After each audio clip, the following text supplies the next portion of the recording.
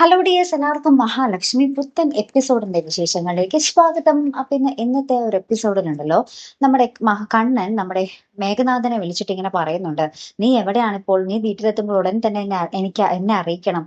എനിക്കും മഹാലക്ഷ്മിക്ക് നിന്നെ വന്ന് കാണാൻ വേണ്ടിയാണ്. അയാൾ ഇന്ന് വീട്ടിൽ വന്നിട്ടും നിന്നെ കാണാൻ പറ്റിയില്ല, അതിന്റെ സങ്കടത്തിലാണെന്നൊക്കെ പറയുന്നുണ്ട് കേട്ടോ. അപ്പൊ നമ്മുടെ മേഘനാഥൻ പറയുന്നുണ്ട്, ഞാൻ ഇപ്പോഴൊന്നും വരൂല, ഞാൻ വരുമ്പോൾ എന്തായാലും വിളിച്ചേക്കാം എന്നൊക്കെ പറഞ്ഞിട്ട് നൈസായിട്ട് ഒഴിഞ്ഞു മാറുന്നുണ്ട് കേട്ടോ. അപ്പൊ നമ്മുടെ മേഘനാഥന്റെ പെങ്ങൾക്ക് ഭയങ്കര സംശയം, ഏട്ടൻ എന്തിനാ അവരുടെ അടുത്ത് നിന്ന് ഇങ്ങനെ ഒഴിഞ്ഞു മാറുന്നു, ഒന്ന് കണ്ടെന്ന് ഇപ്പൊ എന്താ എന്നൊക്കെ പറയുമ്പോൾ നമ്മുടെ മേഘനാഥൻ പറയുന്നുണ്ട്, അവരൊരു കൊള്ളരുതാത്ത സ്ത്രീയാടി എന്ന് പറയുമ്പോൾ നമ്മുടെ പെങ്ങൾ അപ്പൊ തന്നെ പറയുന്നുണ്ട് കേട്ടോ, അങ്ങനെയാണെങ്കിൽ അവർക്കല്ലേ ഏട്ടനെ കാണാൻ വേണ്ടി ചമ്മല് വരേണ്ടത്, അല്ലെങ്കിൽ പേടി വരേണ്ടത്, ഇത് ഏട്ടനാണല്ലോ പേടി എന്നൊക്കെ പറഞ്ഞു. അപ്പൊ മേഘനാഥൻ എന്തൊക്കെയോ പറഞ്ഞ് ഉരുണ്ട് കളിച്ച് മാറുന്നുണ്ട് കേട്ടോ. എനിക്ക് എന്തായാലും അവരെ കാണണ്ടെന്നൊക്കെ പറഞ്ഞ് ഉരുണ്ട് കളിക്കുന്നുണ്ട് കേട്ടോ.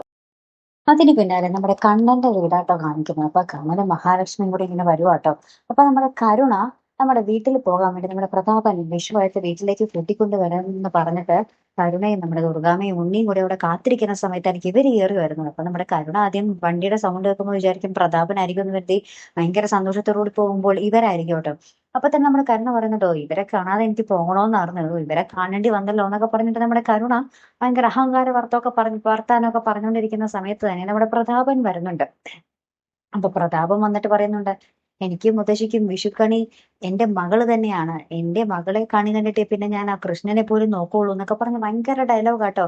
എന്നിട്ട് പറയുന്നുണ്ട്, മഹാലക്ഷ്മിയോട് ആ സമയത്ത് ഞാൻ എവിടെങ്കിലും അമ്പലത്തിലോട്ട് പോകാൻ പറയും, അവളെ കണി കണ്ട പിന്നെ തീർന്നേ, ജീവിതം തീർന്നേ, അവളെ കണി കണ്ടിട്ടാണ് അവളുടെ അമ്മയ്ക്ക് ഇങ്ങനത്തെ ഗതികേട് വന്നത്, ഭർത്താവിനെ നഷ്ടപ്പെട്ടില്ലേ, അയാളും ഇവളെ കണി കാണല് തന്നെയായിരുന്നു, അതുകൊണ്ട് അയാൾക്കുടെ ജീവനും പെട്ടെന്ന് അങ്ങോട്ട് പോയില്ലേ, ഇവളെ മേലെ കണി കാണരുതെന്നൊക്കെ പറഞ്ഞ് നമ്മുടെ ദുർഗാമ്മയോടും എല്ലാവരോടും പറയുന്നൊക്കെയുണ്ട്. അപ്പൊ നമ്മുടെ കണ്ണനോടും പറയുന്നുണ്ട്, നീ വേറെ ആരെ വേണമെങ്കിലും കണി കണ്ടോ, ഇവളെ മാത്രം കണി കാണരുത്. അപ്പൊ നമ്മുടെ കണ്ണൻ പറയുന്നുണ്ട്, എനിക്ക് എന്റെ ഭാര്യ വിഷു കൈനീട്ടം തരുന്നതും ഭാര്യയെ കണി കാണുന്നതും തന്നെയാണ് എനിക്ക് സന്തോഷം എന്ന് പറയുന്നുണ്ട് നമ്മുടെ കണ്ണൻ. അതിനുശേഷം ഇവരിങ്ങനെ പോയി കഴിഞ്ഞ് നമ്മുടെ കരുണയും പ്രതാപനും പോയതിനു ശേഷം നമ്മൾ ഉണ്ണിയോടും നമ്മുടെ ദുർഗാമ്മയോടും പറയുന്നുണ്ട്, നിന്റെ അമ്മായച്ചനും നിന്റെ ഭാര്യയ്ക്കും അഹങ്കാരം നല്ലോണം കൂടുന്നുണ്ട് കേട്ടോ. ഇനി ഞാനെല്ലാം എടുത്തടിച്ച് പറയുകയും ചെയ്യേണ്ടിയും വരും. ഇനി കരുണയെ ഞാൻ മേലാൽ ഈ വീട്ടിലേക്ക് കയറ്റില്ല, അവരോട് മര്യാദ പറഞ്ഞിട്ട് അഹങ്കാരമൊക്കെ കളഞ്ഞോളാൻ എന്നും പറഞ്ഞ് നമ്മുടെ ഉണ്ണിക്കും നമ്മുടെ ദുർഗാമ്മയ്ക്കും കടുത്ത വാണിങ് നമ്മുടെ കണ്ണൻ കൊടുക്കുന്നുണ്ട് കേട്ടോ.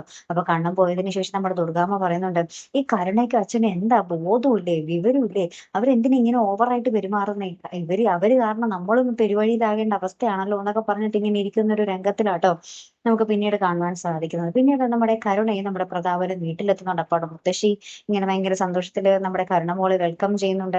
അന്നേരം നമ്മുടെ പ്രതാപം പറയുന്നുണ്ട്, അവിടെ ചെന്നപ്പോൾ കണ്ണൻ ഇങ്ങനെ പറഞ്ഞു, മഹാലക്ഷ്മിയെ കണി കാണണമെന്നൊക്കെ പറഞ്ഞു എന്നൊക്കെ പറഞ്ഞ് അവിടെ ഇങ്ങനെ നിൽക്കുന്ന കുറച്ച് രംഗങ്ങളും ആട്ടോ പിന്നീട് നമുക്ക് കാണുവാൻ സാധിക്കുന്നത്. ശേഷം നമ്മുടെ മഹാലക്ഷ്മിയും നമ്മുടെ കണ്ണനും മുറിയിലിരുന്ന് ഇങ്ങനെ പറയുന്നുണ്ട്. അപ്പൊ നമ്മുടെ മഹാലക്ഷ്മി പറയുന്നുണ്ട്, പ്രതാപൻ അച്ഛൻ പറഞ്ഞത് ശരിയാണ്, കുറെയൊക്കെ എന്റെ അച്ഛൻ മരിച്ചു പോയല്ലോ, അതുകൊണ്ട് കണ്ണേട്ടൻ എന്നെ കണി കാണണ്ട, കണ്ണേട്ടൻ ആ ഒരു കൃഷ്ണരൂപം തന്നെ കണി കണ്ടിട്ട് വേറെ എന്തെങ്കിലും ആരെങ്കിലൊക്കെ കണി കണ്ടിട്ട് എന്നെ കണ്ടാൽ മതി എന്ന് പറയുമ്പോൾ നമ്മുടെ കണ്ണൻ പറയുന്നുണ്ട്, എനിക്ക് തന്നെ കണി കണ്ടാൽ മതി, അവർക്ക് വിവരമില്ലെന്ന് കരുതി എനിക്ക് ഒരു കുഴപ്പമില്ല, എനിക്ക് തന്നെ കാണുന്നതാണ് എനിക്ക് സന്തോഷം എന്നൊക്കെ പറഞ്ഞു നിൽക്കുന്ന ഒരു രംഗമാട്ടോ പിന്നീട് നമുക്ക് കാണാൻ സാധിച്ചത്.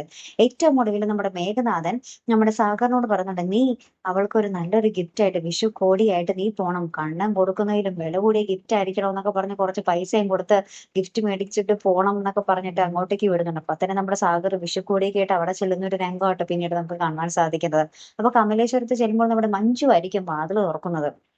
അപ്പൊ മഞ്ജുവിനെ കാണുമ്പോ തന്നെ നമ്മുടെ സാഗർ ഇങ്ങനെ ഉള്ളിൽ പറയുന്നുണ്ട് കേട്ടോ, ഓ, മേഘൻ സാറ് കെട്ടാൻ പോകുന്ന പെണ്ണ് ആള് കൊള്ളാലോ എന്നിങ്ങനെ പറയുന്ന ഒരു രംഗത്തിലാട്ടോ നമുക്ക് ആ ഒരു എപ്പിസോഡ് അവസാനിക്കുന്നത്. ഇനി സാഗർ നമ്മുടെ മഹാലക്ഷ്മിയെ വിട്ടിട്ട് നമ്മുടെ മഞ്ജുവിന്റെ പുറകെ പോകുമോ എന്ന് നമുക്ക് കണ്ടു തന്നെ അറിയണോട്ടോ കൂട്ടുകാരെ. ട്വിസ്റ്റോട് ട്വിസ്റ്റ് ആയിരിക്കും ചിലപ്പോൾ വരാൻ പോകുന്നത് കേട്ടോ. അപ്പൊ എന്തായാലും കാത്തിരുന്ന് തന്നെ കാണാം. അപ്പൊ അടുത്തൊരു വീഡിയോ വരുന്നത് വരയ്ക്കും ഗുഡ് ബൈ.